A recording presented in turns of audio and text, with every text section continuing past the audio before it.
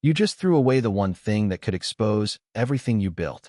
The words hung between them for a single breath before the phone disappeared beneath the dark surface of the pool. Ethan Whitmore stared at the ripples. The penthouse was silent again. Beyond the floor-to-ceiling windows, Manhattan glittered beneath the evening sky. Thousands of lights scattered like diamonds across the city he had spent 15 years conquering. Inside, crystal chandeliers reflected across polished marble, turning the room into a picture of wealth, control, and perfection. But Victoria Bennett was no longer looking at any of it. She stood several feet from the pool, her black evening dress perfectly still, her expression unreadable.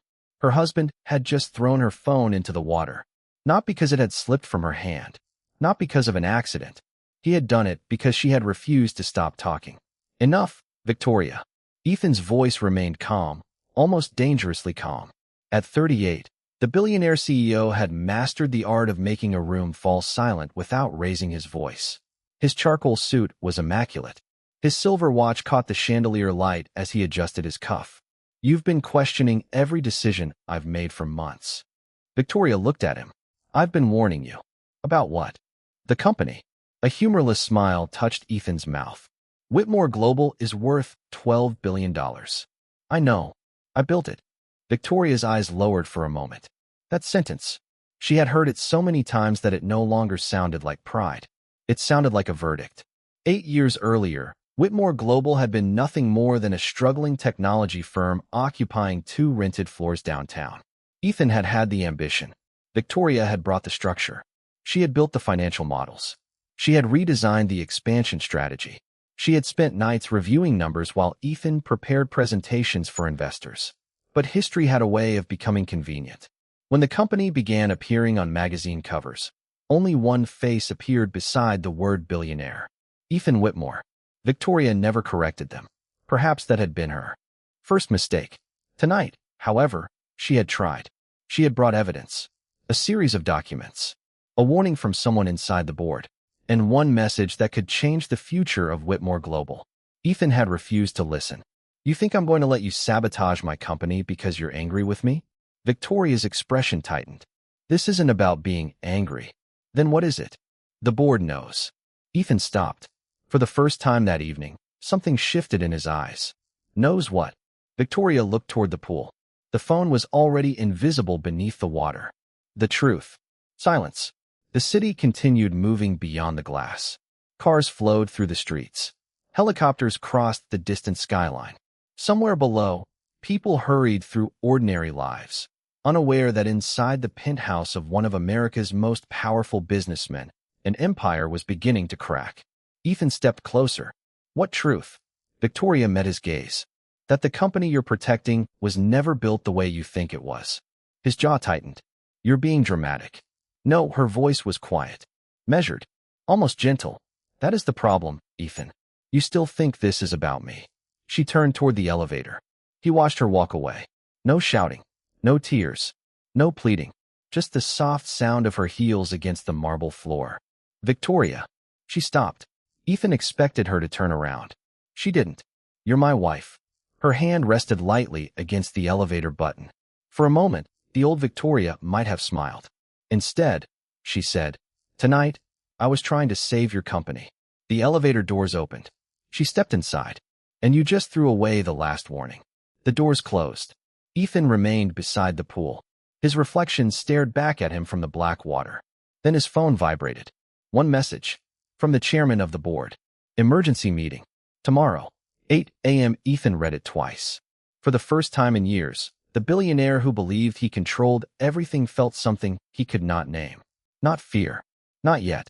But the unmistakable sensation that somewhere beneath the surface, something enormous was waiting to rise.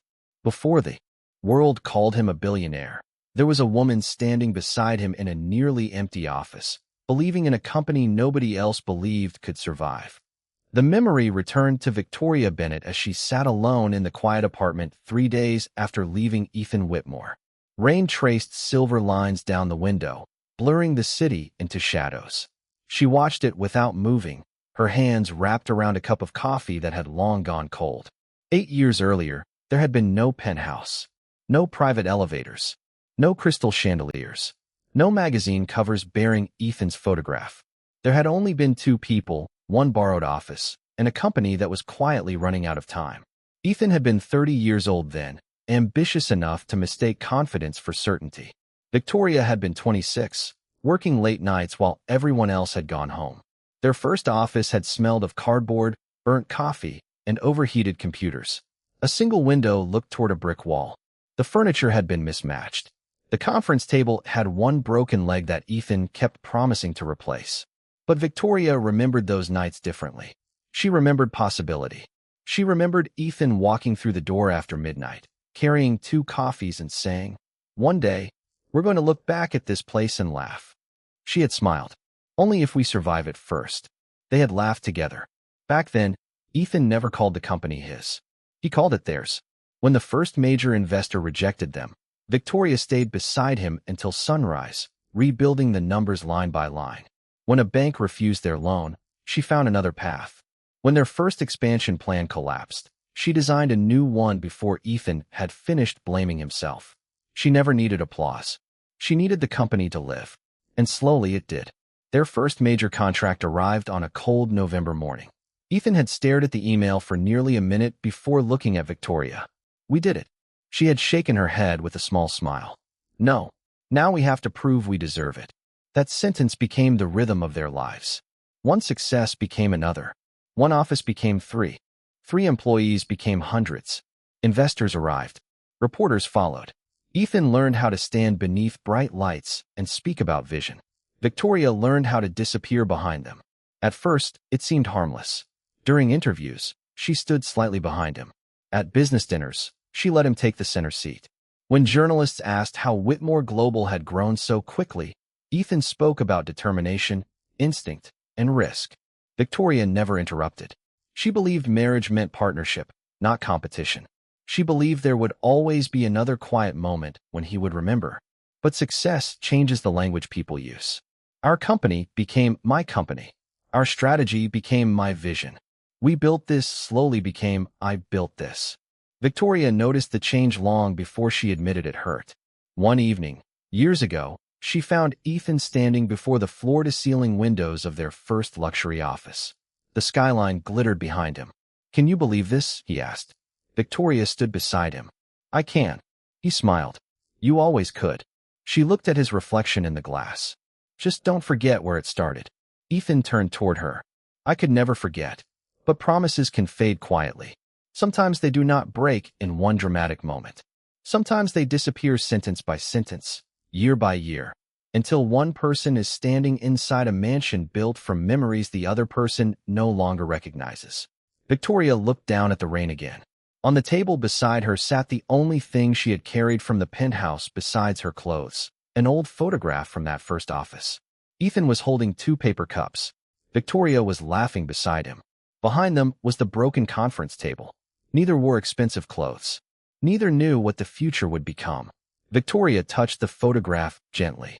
Then she turned it face down. Across the city, Ethan Whitmore was preparing for the board meeting that could determine the future of his empire. He still believed Victoria had walked away because she had lost an argument. He still believed the company belonged entirely to him. And he still had no idea that the woman he had spent years overlooking had been keeping something far more valuable than a place beside him. She had been keeping the original blueprint. The most dangerous lie in a company is not the one everyone believes. It is the one the person at the top believes about himself. By 8 o'clock the next morning, the boardroom of Whitmore Global was filled with polished suits, muted voices, and the cold glow of Manhattan sunlight against 12 feet of glass. Ethan Whitmore stood at the head of the table, perfectly composed. He had spent the previous night convincing himself that Victoria had exaggerated everything. She was emotional. She was frustrated. She had allowed their marriage to interfere with business. That was the explanation he preferred. It was simple. It protected his pride. And above all, it allowed him to believe that the woman who had walked away was the problem. The chairman cleared his throat. "Ethan, we need to discuss the recent projections." Ethan glanced at the presentation on the screen. "We already discussed them. Not these projections." The chairman pressed a button. A new set of numbers appeared. Revenue forecasts had shifted. 2 major partners were reconsidering their contracts. An expansion deal in Chicago had stalled without explanation. Ethan's expression barely changed. Who prepared this? Our strategy team. Then replaced them. No one moved. The silence that followed was different from the silence he was accustomed to. It did not obey him. It questioned him. Ethan leaned forward. What exactly are you all concerned about? One of the directors placed a folder on the table. Continuity. Ethan looked at it. Continuity of what? The systems that keep this company operating. He opened the folder. Inside were old strategy documents. Pages he recognized. Numbers he did not remember seeing in years. He turned another page. His eyes stopped. A familiar name appeared at the bottom of the original proposal. Victoria Bennett. For a moment, the room seemed to lose its air. Ethan closed the folder. This is irrelevant. The chairman watched him carefully. Is it? Ethan stood. Victoria has not been involved in operations for years. That is precisely what concerns us. Ethan stared across the table. Explain. The chairman folded his hands. We have discovered that several of the systems still responsible for Whitmore Global's growth were originally designed under Victoria's direction. Ethan's jaw tightened. She worked with me. That is not what the documents say. The sentence landed softly. Somehow, that made it worse. Ethan remembered the old office. The broken conference table. 2 paper cups. Victoria beside him at midnight. He remembered her telling him not to celebrate the first contract too early. He remembered laughing when she called him reckless. Then another memory surfaced. 6 months earlier, Victoria had stood in this same building and warned him about a new acquisition. Ethan, something doesn't add up. He had barely looked away from his screen. You're overthinking it. I'm looking at the numbers. And I'm looking at the bigger picture. She had been quiet then. Not defeated. Just disappointed. One day, she had said, you'll understand that the bigger picture is made of small details. He had dismissed her. Now those words returned with uncomfortable precision. The chairman slid another document across the table. There is something else. Ethan opened it. A signature appeared beneath a licensing agreement. Victoria Bennett. His eyes moved slowly across the page. Why am I seeing this now? Because the agreement was never transferred. Ethan looked up. Transferred to whom? No one answered immediately. Finally, the chairman said, to you. Ethan's fingers tightened around the paper. Then why does her name remain attached to it? The chairman met his eyes. Because she never gave it away. Outside the glass walls, the city continued to shine. Inside, Ethan finally understood that Victoria had not left his company empty-handed. She had walked away carrying the one thing he had never thought to question. The truth about who had built the foundation beneath his empire. And somewhere across Manhattan, Victoria was not waiting for him to discover it. She was already moving. Victoria had not walked away from Ethan. She had walked away from the version of herself that kept waiting for him to remember. The sentence existed only in her thoughts as she stepped out of a black sedan in front of a modest glass building on the edge of Manhattan. No cameras waited for her here. No reporters called her name. There were no crystal chandeliers or private elevators. Just clean windows, quiet hallways, and a small brass sign beside the entrance. Bennett Strategic Holdings. 1 year ago, Victoria had left Ethan Whitmore's penthouse with 2 suitcases and an old photograph. Today, she walked into an office that belonged entirely to her. The first few months had not been glamorous. She had worked from a borrowed desk, answered every call herself, and reviewed contracts late into the night. There were no assistants waiting outside her door, no driver downstairs, no expensive dinners to impress potential partners. There was only work. And Victoria understood work. She had spent years doing the kind nobody noticed, the kind that happened before the cameras arrived. Her first client had been a small logistics company struggling to expand beyond the East Coast. Victoria studied their numbers for 3 nights before presenting a new operating model. The owner had looked across the table at her. How did you see this so quickly? Victoria had simply replied, I used to work in a place where missing one number could cost millions. She did not mention Ethan. She did not mention Whitmore Global. She had learned that the past did not need to be dragged into every room she entered. Her reputation grew quietly. 1 client became 3. 3 became 7. Within 6 months, Bennett Strategic Holdings had moved into its own office. Within 9 months, investors began asking for meetings. Victoria said yes only when the numbers made sense. She did not chase attention.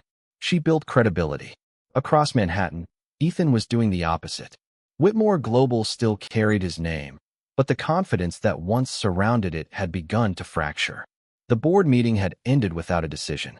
The licensing issue remained unresolved, and Ethan had spent the entire afternoon asking his legal team the same question. Why didn't anyone tell me? No one had a satisfying answer. That evening, he stood alone in his office, staring at the skyline. His reflection appeared against the glass. The suit was perfect. The office was perfect. The view was perfect. Yet something felt strangely unfinished. He opened an old drawer. Inside was a photograph from the company's earliest days. Victoria stood beside him, younger, smiling, holding 2 paper cups. Ethan stared at her face for a long moment. He remembered how easily she had understood numbers, how often she had caught mistakes before they became disasters, how she had stayed late without asking whether anyone would notice. Then he remembered the last night in the penthouse, the phone falling into the pool, her quiet voice, the truth. He closed the drawer. Meanwhile, Victoria sat in her new office with a folder open before her. Inside were documents she had preserved for years, original strategy plans, early financial models, licensing agreements, notes written in her own handwriting. She had never intended to use them against Ethan. That was important. Victoria did not want revenge. She wanted freedom from a story that had erased her contribution. Her assistant entered quietly. Ms. Bennett, the Whitmore acquisition team called again. Victoria looked up. What did they say? They want a meeting. She closed the folder. Tell them I'm unavailable. Her assistant hesitated. They said it's urgent. Victoria looked toward the window. Morning light stretched across the buildings, turning their glass surfaces gold. Everything becomes urgent when people ignore it long enough. She returned her attention to the folder. Then she noticed one document lying beneath the others. A licensing agreement she had almost forgotten. Her signature was at the bottom. The rights had never been transferred. Victoria read the final paragraph twice. Her expression remained calm, but something changed in her eyes. Across the city, Ethan was still trying to understand what he had lost. Victoria was beginning to understand what she still owned. And for the first time since leaving him, she allowed herself one quiet thought. Perhaps the truth did not need to chase Ethan. Eventually, it would simply arrive at his door. The empire did not collapse when Victoria left. It began collapsing when Ethan realized he had been depending on a woman he never bothered to understand. By the following Monday, the first warning arrived before sunrise. Whitmore Global's Chicago expansion had been delayed again. A partner who had once considered Ethan untouchable requested a private review of the agreement. By 9 o'clock, 2 more investors had asked for updated projections. By noon, the executive floor was unusually quiet. Ethan stood inside his office, staring at a screen filled with numbers that should have made sense. They did not. For years, he had trusted his instincts. He had walked into rooms knowing people would listen. He had signed deals knowing his name alone carried weight. But now every decision seemed to lead toward another question. Where did this assumption come from? He asked his chief financial officer. The man hesitated. The original growth model. Ethan looked up. Who created it? Another pause. Victoria. The name landed like a stone. Ethan leaned back in his chair. That model was revised years ago. Parts of it were, the CFO said carefully. But the foundation remained. Ethan said nothing. He remembered Victoria's warning from months earlier. He remembered the way she had held a folder against her chest while explaining that the Chicago expansion was moving too quickly. He had barely listened. At the time, her caution had sounded like interference. Now it sounded like foresight. Across town, Victoria was preparing for a meeting of her own. Her company had received interest from 3 major investment groups. She declined 2 immediately. The third wanted a partnership rather than control. That interested her. Victoria sat at the end of a long conference table, reviewing the proposal while sunlight moved slowly across the polished surface. Her assistant placed another folder beside her. This came from Whitmore Global. Victoria looked at the envelope. She did not open it immediately. What do they want? A meeting. With whom? Their CEO. Victoria's fingers rested lightly on the envelope. Ethan had once been the man who could walk into any room and expect the room to change around him. Now he was asking for her time. She finally opened the letter. The request was brief, professional, almost respectful. She read it once, then again. There was no apology, no explanation. Only a proposed meeting concerning strategic continuity. Victoria closed the letter. Not yet. Her assistant nodded and left. Victoria turned toward the window. She could see Manhattan in the distance, bright beneath the afternoon sky. Somewhere beyond those buildings stood the penthouse where Ethan had thrown her phone into the pool. She remembered the sound of the water, the brief circle of ripples, the strange calm that had followed. At the time, she had understood something clearly. Ethan was not trying to destroy the phone. He was trying to destroy the conversation. He believed that if he could silence the evidence, he could silence the truth. But truth was never contained inside a device. It lived in contracts, in signatures, in systems, in people who remembered, and now those pieces were beginning to move. That evening, Ethan received another call. His legal counsel had found additional documents connected to the company's original intellectual property. Victoria's name appeared repeatedly. Ethan stared at the pages beneath the soft light of his office lamp. For the first time, he stopped asking what Victoria had taken from him. He began asking what she had given him. The answer was becoming impossible to ignore. She had not merely been his wife. She had been part of the architecture beneath everything bearing his name. And while Ethan had spent years standing in the spotlight, Victoria had been quietly holding the blueprint. Now, somewhere beyond his reach, she was building something new with it. The signature at the bottom of the page was hers. The company above it was his. And for the first time, Ethan understood that those two facts had never been the same thing. The rain had returned to Manhattan by the time Ethan entered the archives beneath Whitmore Global. The room was colder than the executive floor, lined with metal cabinets and forgotten records from the company's earliest years. No cameras followed him. Here, no assistants waited outside. There was only the soft hum of fluorescent lights and the sound of his shoes against the concrete floor. His general counsel stood beside a long table covered with folders. "We found these in the original legal archive." Ethan removed his coat. "What are they?" "The documents connected to the company's first operating structure." Ethan opened the first folder. A financial model appeared. He recognized the logo at the top. Whitmore Global. Beneath it was a date from 8 years earlier. Then he saw the author field. Victoria Bennett. His fingers stopped. "There are more." The counsel placed another folder beside it. Then another. Each one carried the same name. Victoria. Original expansion strategy. Victoria. Investor recovery plan. Victoria. Licensing architecture. Victoria. Ethan stared at the stack. "Why didn't I know about these?" His counsel answered carefully. "You probably did." Ethan looked up. "No, you signed several of them." The room seemed to grow quieter. Ethan opened another document. His own signature appeared on the final page. Beside it was Victoria's. He remembered signing it. He did not remember reading it. That distinction suddenly felt enormous. He turned another page. A handwritten note was attached to the back. Victoria's handwriting. "If the company grows faster than its structure, growth becomes its greatest weakness." Ethan read the sentence twice. It sounded exactly like her. Calm. Precise. Impossible to argue with once the consequences appeared. His counsel continued. "There is one more issue." Ethan looked up. "What?" "The core licensing agreement." A thin folder was placed in front of him. Several technologies used across the company were developed under agreements that originated with Victoria. Ethan opened it. The final page carried a clause he had never noticed. Ownership had never been fully transferred. Victoria had retained specific rights. "How much?" Ethan asked. "Enough to create serious complications if she challenged the current structure." Ethan slowly closed the folder. "Would she?" His counsel hesitated. "I don't know." That answer stayed with him.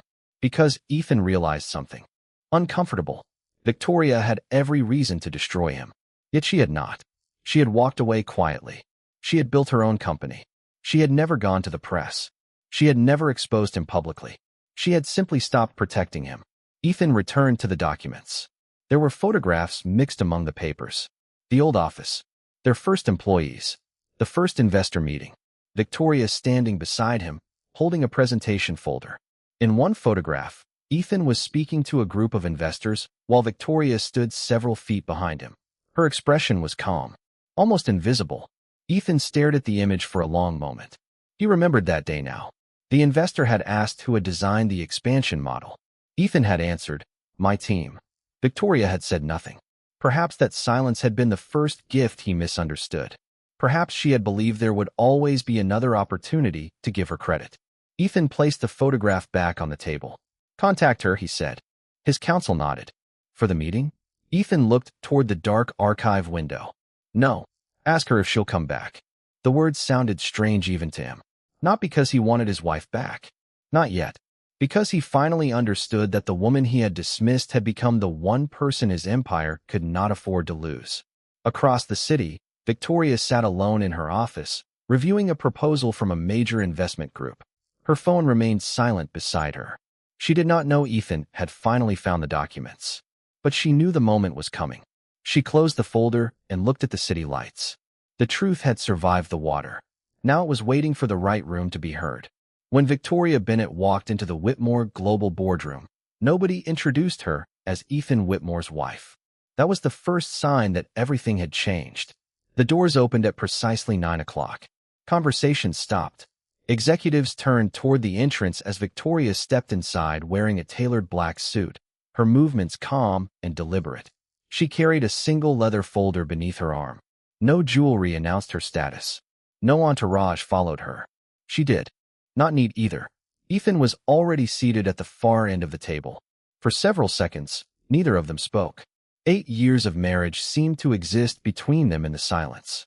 The first office, the first contract, the late nights, the promises, the pool, the phone. Everything had somehow led to this room. Ethan stood slowly. "Victoria." She gave him a brief nod. "Ethan." Her voice was steady. The chairman gestured toward an empty chair. "Ms. Bennett, thank you for coming." "Victoria Saturday. I'm here because you requested a meeting." Ethan studied her face. He had expected anger. He had expected bitterness. Instead, he saw something far more difficult to face. Peace. She no longer needed anything from him. The chairman opened the meeting. "We've reviewed the original licensing agreements, operating models, and strategic documents. There are questions about ownership and continuity." Victoria placed her folder on the table. "There shouldn't be." One director leaned forward. "What do you mean?" She opened the folder and removed a series of documents. "The agreements are clear. The intellectual property was never transferred completely. The original strategic framework remains protected under the terms we signed 8 years ago." Ethan looked at the papers. He knew the signatures. He knew the dates. He had seen them the night before in the archives. But hearing Victoria explain them made everything more real. "Why didn't you tell me?" he asked quietly. Victoria looked at him. "I did." Ethan said nothing. "Several times," she continued. "You just didn't listen." The words were not cruel. That made them heavier. One director glanced between them. "Are you asking for control of Whitmore Global?" Victoria shook her head. "No." Ethan looked surprised. "Then why are you here?" Victoria closed the folder. "Because your company contacted mine." A murmur moved around the table. Ethan's eyes narrowed. "Your company?" Victoria turned toward the chairman. "Bennett Strategic Holdings has been approached by 3 investment groups in the last 6 months. We have also been asked to advise on several expansion projects that Whitmore Global currently cannot execute without restructuring." The room fell silent. Ethan stared at her. The woman he had once considered a distraction now sat across from him with the leverage of an independent executive. She had not returned as his wife. She had returned as a business leader. The chairman finally spoke. "Ms. Bennett, would you consider a strategic partnership?" Victoria looked at Ethan. He expected hesitation. Instead, she answered immediately. "Under one condition." "What condition?" "Everything must be transparent." Her eyes remained on Ethan. No rewriting history. No hidden agreements. No one takes credit for work they didn't do. Ethan lowered his gaze. He understood exactly what she meant. The room waited. Finally, he said, "Agreed." Victoria studied him for a moment. "Then we can proceed." The meeting continued for another hour. Numbers were reviewed. Responsibilities were discussed. Lawyers exchanged notes. But the most important change had already happened. Ethan was no longer speaking for Victoria. He was listening to her. When the meeting ended, the directors began leaving. Victoria gathered her papers. Ethan remained seated. "Victoria." She paused at the door. "I owe you an apology." She looked back. "You owe yourself an explanation first." Ethan swallowed. "I know." She nodded once. Then she walked out. The boardroom doors closed behind her. Ethan remained alone beneath the cold white lights. For years, He had believed power meant being the person everyone waited for. Now he understood something different. Sometimes power was walking into a room where you had once been invisible and leaving without needing anyone's permission to be seen. For the first time in 8 years, Ethan Whitmore stood in front of a room full of people and told the truth without trying to make himself look bigger. The annual shareholders meeting began beneath a ceiling of crystal light, with cameras positioned along the back wall and executives seated beneath the polished emblem of Whitmore Global. Months earlier, Ethan would have welcomed the attention. He had always understood how to control a room. But that morning, his hands rested quietly against the edge of the podium. He was not there to sell a vision. He was there to correct a story. Victoria sat among the board members, dressed in a deep crimson suit that caught the morning light whenever she moved. She looked composed, almost distant. The chairman introduced Ethan, and the room settled. Before we discuss the future of Whitmore Global, Ethan began. There is something about its past that needs to be made clear. A few shareholders exchanged glances. Ethan continued. For years, I allowed the public to believe that I built this company alone. He paused. That was not true. The room became completely still. Victoria looked at him, but said nothing. Victoria Bennett was there before the first major investor, before the expansion, before the valuation. She designed systems that still support this company today. She created strategies I later presented as my own. And when I received credit for work we created together, she never publicly challenged me. A reporter lowered her camera for a moment, almost surprised by the admission. Ethan's voice remained steady. That silence was not proof that I deserved the credit. It was proof of her character. Victoria lowered her eyes briefly. The words were not enough to erase 8 years. She knew that. Ethan knew it too. He did not ask the room to forgive him. He did not ask Victoria to return to the marriage. He simply continued. When my wife warned me that our company was moving in the wrong direction, I dismissed her. When she questioned decisions that threatened the business, I called it interference. And when she tried to speak, I threw her phone into a pool because I wanted the conversation to end. A murmur moved through the room. Ethan looked toward Victoria. I thought I was silencing an argument. I was silencing the person who had been trying to protect everything I claimed to care about. Victoria's expression remained calm. The chairman then announced that Bennett Strategic Holdings would enter a formal strategic partnership with Whitmore Global, subject to independent oversight and transparent governance. The agreement was met with applause. Victoria did not smile immediately. She simply closed the folder in front of her. After the meeting, the reporters crowded around Ethan. Questions came from every direction. Who really built Whitmore Global? Why had Victoria left? Was the marriage over? Ethan answered only one question. She deserves to tell her own story. Across the lobby, Victoria watched the cameras move toward him. For years, she had stood behind those lights. Today, she did not need them. Her assistant approached. The press wants an interview. Victoria considered it. Then she shook her head. Not today. They walked toward the glass doors. Outside, sunlight spilled across the sidewalk, warm and clear. Ethan watched her leave through the lobby windows. He finally understood the difference between recognition and redemption. Recognition could be given in a speech. Redemption had to be earned in silence, one decision at a time. Victoria stepped into the morning without looking back. She had not returned to reclaim the company. She had returned to reclaim the truth. And the truth had finally been spoken in a room where Ethan once believed only his voice mattered.